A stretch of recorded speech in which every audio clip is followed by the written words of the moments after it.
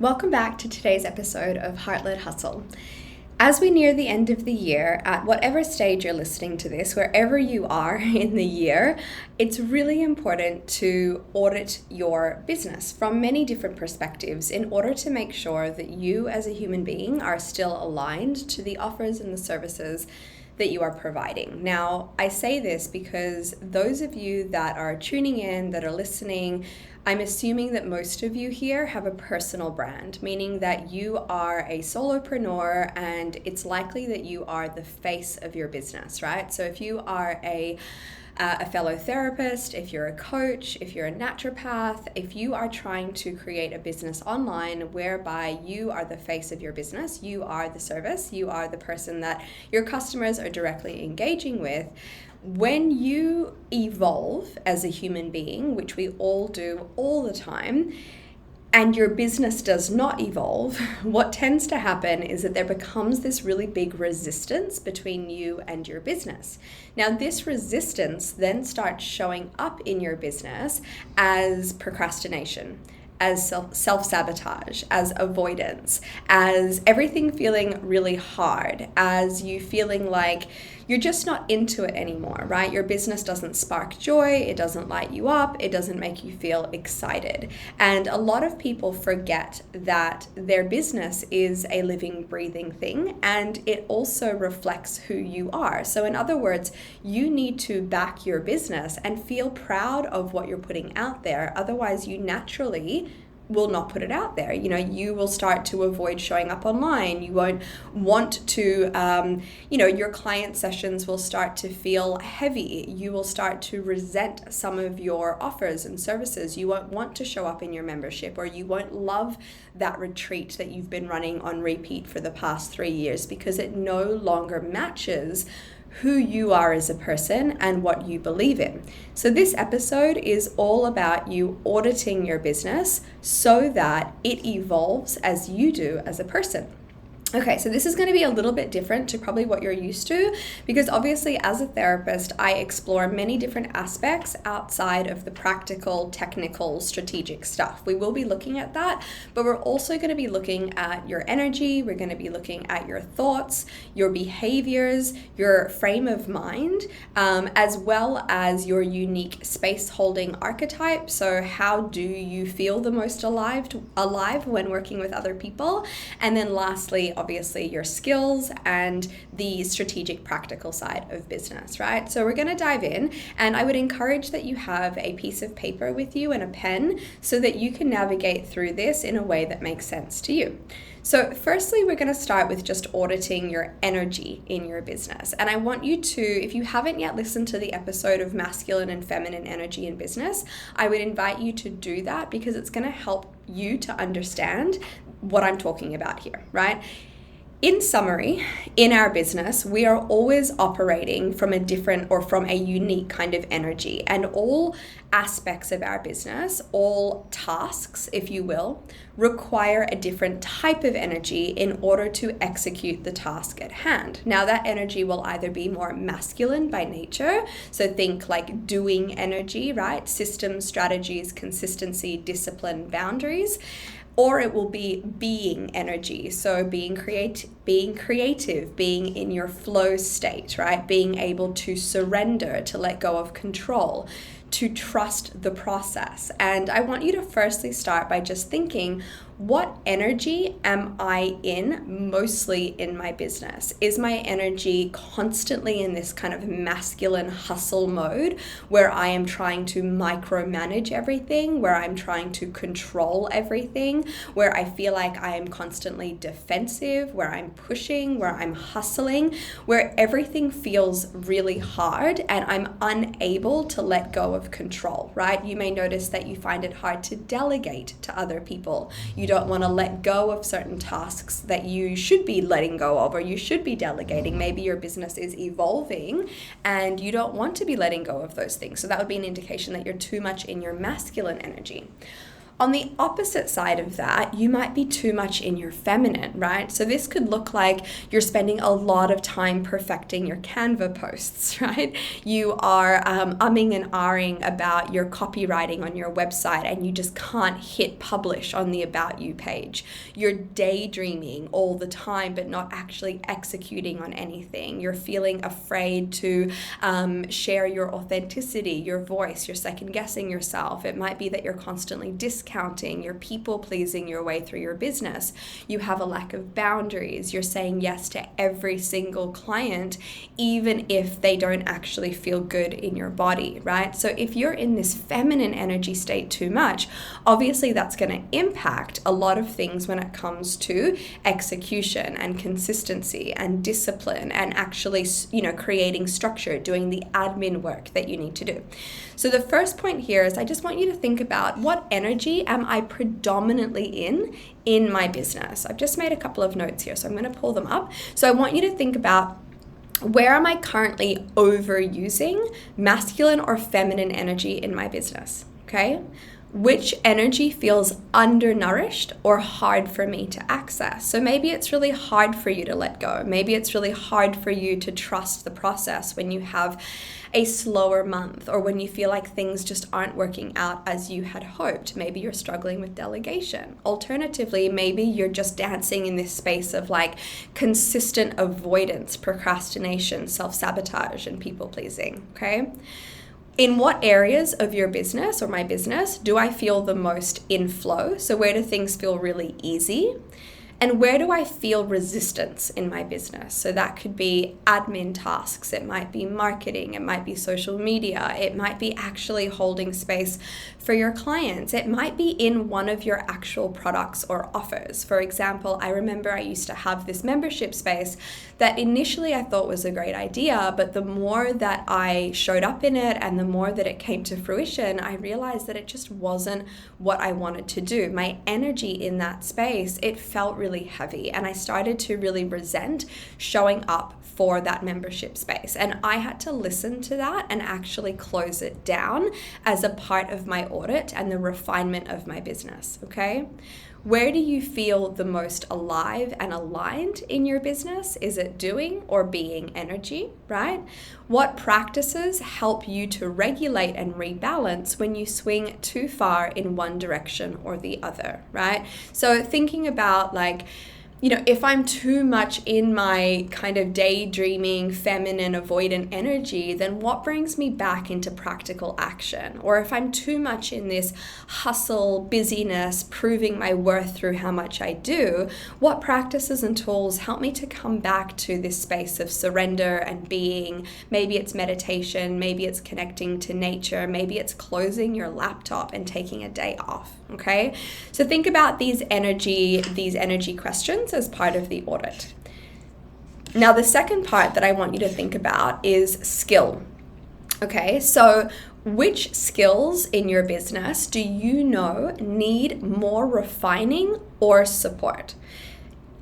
Think about masculine-led skills, so planning, systems, metrics, structure. For example, right now in my business, when I was doing this audit, I realized that an area of my business that really needed some support, as in guidance from the external, because I'm not fully, I'm not really aware and I need some education and training around this, is refining my funnel systems of my business. So refining the entire process between someone coming into my world through a lead magnet or a freebie or my Instagram, and then converting those people into clients within my membership spaces or within one of my programs, right? So I realize from a masculine-led skills perspective, I need some help here. So part of that has been me going onto LinkedIn and finding a funnels strategist who is an expert in my industry and hiring them to teach me and my team how to audit our funnel systems to make them the most effective possible, right? So that's one example.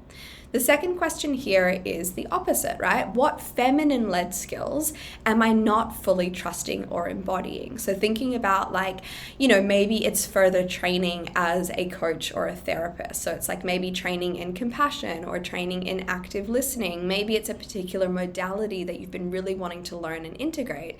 Maybe it's creativity. Maybe you're feeling like you're just not trusting your authentic voice, your opinion, what you really believe in, and you're spending way too much time on social media comparing yourself to other people or mimicking and copying other people's voices that are not actually your own.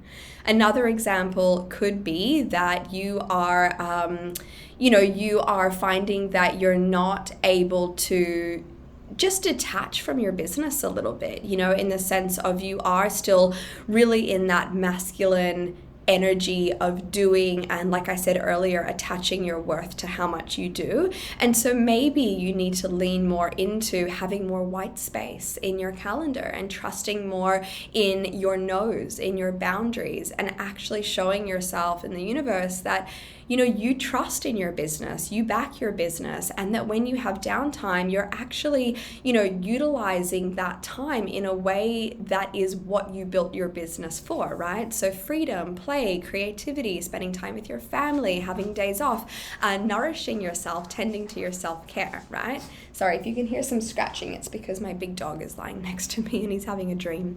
Okay, another question is, where do I rely on like my sheer talent instead of developing structure or mastery? So it might be that I am, not refining my skills as a business owner. And I want you to remember that everything is a skill, right? You can learn the skill of empathy. You can learn the skill of active listening. You can learn the skill of creativity, right? If you are wanting to be more creative in your copywriting or your Canva posts. You can learn the skill of bookkeeping. You can learn the skill of accounting. You can learn the skill of creating back-end funnels and systems like I am doing right now, right? So everything in your business is a skill, and this is a wonderful thing because all skills can be learnt as long as you are willing to learn them. So where are you relying so much on things just being the way they are and actually not putting on your business hat and saying, okay, well, where do I need to up level? Where do I need to upskill in order to meet the vision and the version of me in the future that has the type of business that I want, which gives me the life that I dream of, okay? So what skills would help me to bring more harmony between logic and intuition? Once again, there's like this dance between masculine and feminine. What do I need to learn? It's just another way of asking yourself the question that I posed previously. So I want you to think about skill because this is going to help you to identify further training over the next year. So it might not be immediately, but it could dictate the type of modality that you learn or the type of course that you enroll in or the type of mentorship that you seek or even your next hire, okay? Part 3 is auditing your thoughts, right? Your mindset, the stories, beliefs, and narratives that drive your business decisions, okay? So question number 1 here is, what beliefs do I hold about success, work, and worthiness? These are really important, especially the one around success, because most people hold on to a narrative or a version of success that has been conditioned into them by society, from school, and from this very kind of old way of thinking of like, in order to be successful, it must look like this. And I want to invite you to reframe success as to how do you want success to feel? How do you want it to feel? Do you want it to feel fulfilling? Do you want it to feel connected? Do you want success to give you a sense of freedom with your family or your children? Because sometimes success doesn't look like hustling all the time until you have X amount of dollars in the bank. Sometimes it looks like this is my ideal point where I can pull back and actually start to feel into success because I have enough coming in that enables me to actually enjoy my life in the way that I want to. It's not about constantly reaching a goal whereby you miss out on what is happening in the present moment. So really audit your definition, if you will, of success, okay? Now, think about your beliefs around work and worthiness. So work is really around that idea of what beliefs do you hold? Like, I'm just not this kind of person in business. I just can't do numbers. I'm just not an admin person. I just can't stick to anything for a long period of time. Like, they are self-referential beliefs that are going to limit you.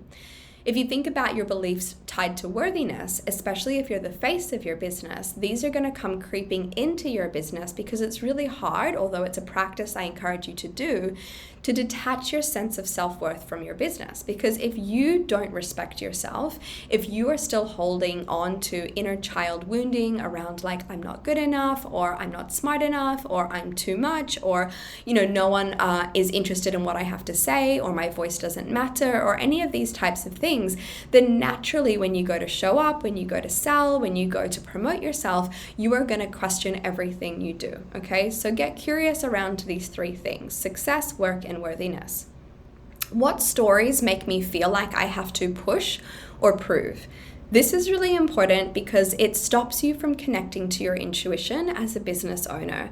You are so attached to how others are perceiving you, and you're attached to this idea that hustling equals success, perhaps, or that you need to be XYZ in order to prove that you're worthy. For example, if you are a therapist and you really rely on your logic, your intelligence, and your education, then you may be showing up online from that perspective of needing to be seen as the expert, and people enjoy your content, but they're not connecting to you because you're associating your value as to what you've learned, not who you are. And this may be why conversions are not happening, because people are saving your posts as educational content, but they don't really want to work with you because they don't really know you, they don't really trust you, okay?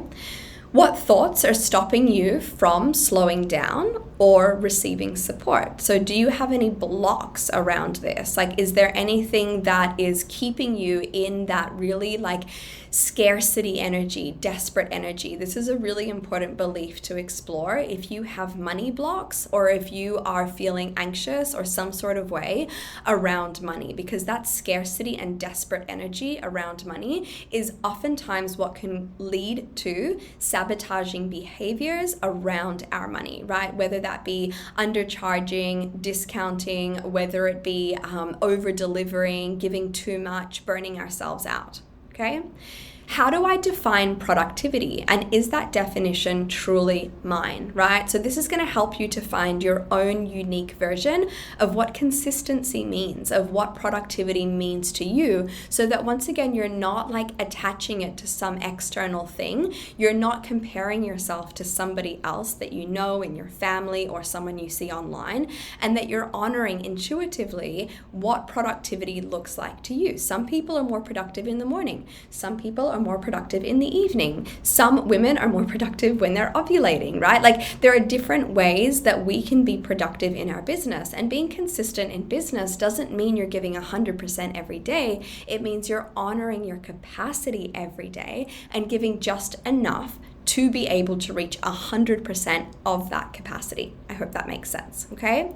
Now, what would I think or believe, or how would my business be different if I fully trusted myself? If I fully trusted my voice, if I truly trusted that money came to me when I was really aligned to what I was doing, if I fully trusted that clients were attracted to me and felt magnetic towards me, if I fully trusted that I could delegate to other people and that they had my best interest at heart, like, what would be different? So thinking about that is really, really important. Now, moving on to emotion, okay? What emotions do I currently feel or associate when I think about my business? So is it excitement? Is it joy? Is it that you feel like you can't wait to get started? You can't wait to share? You can't wait to show up?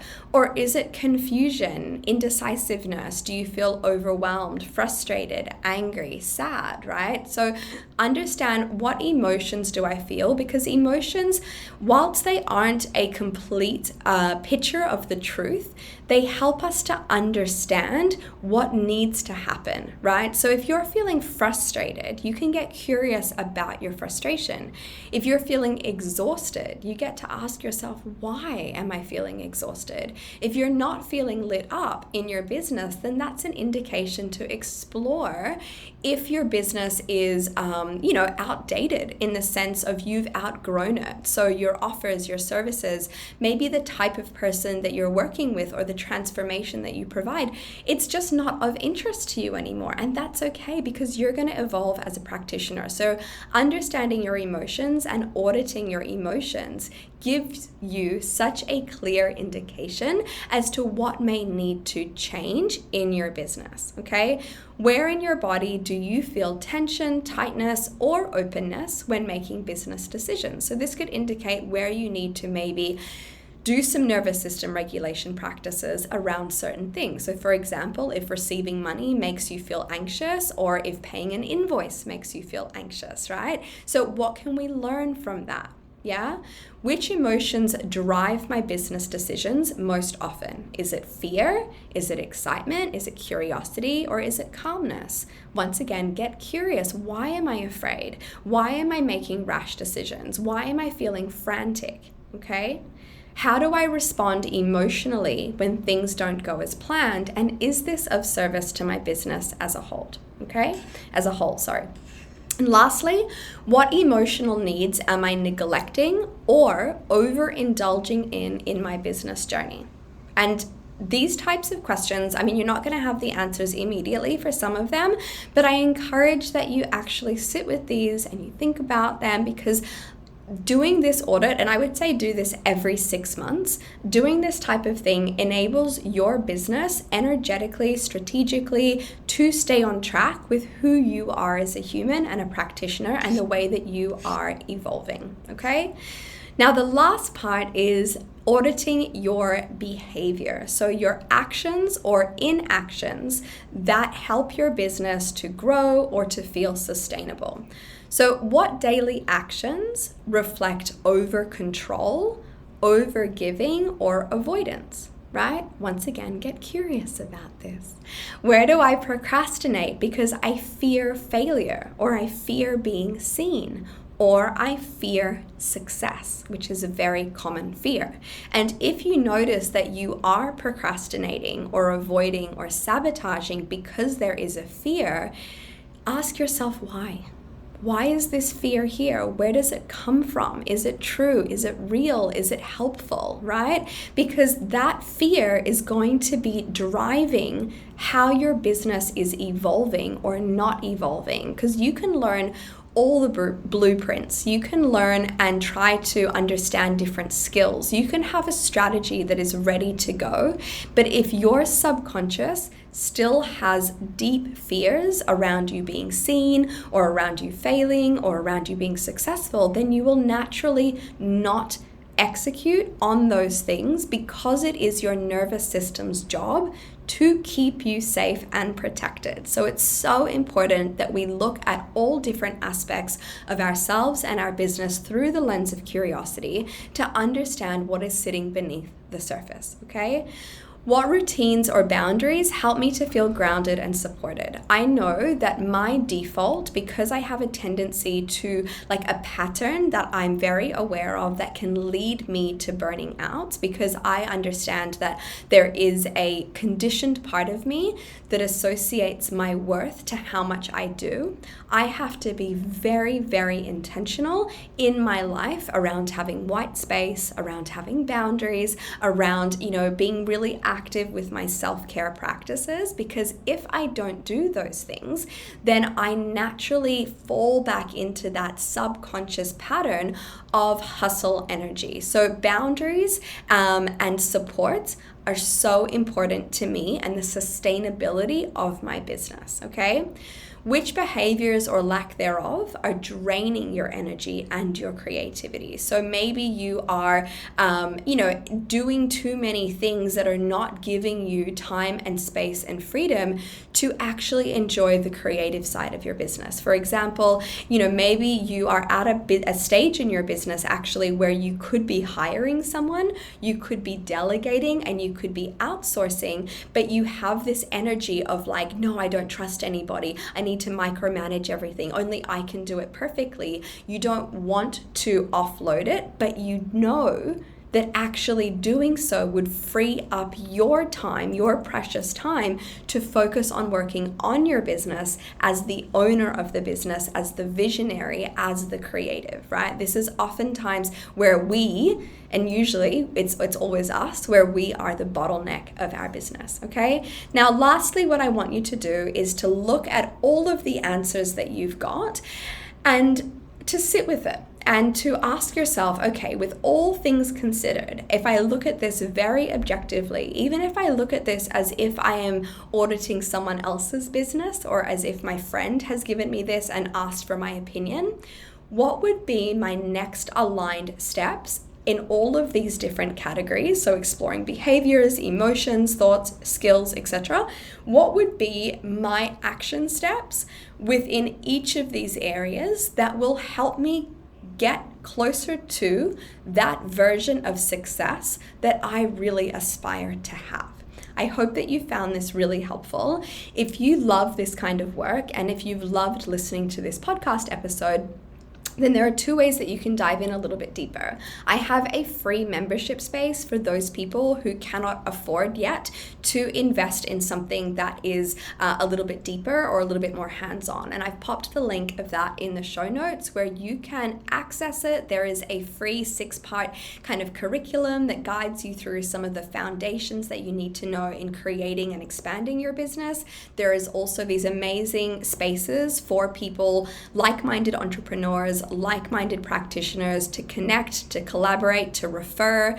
There's a little bit of manifestation in there, a little bit of marketing. It's a wonderful space to come together for free, and it will always be free.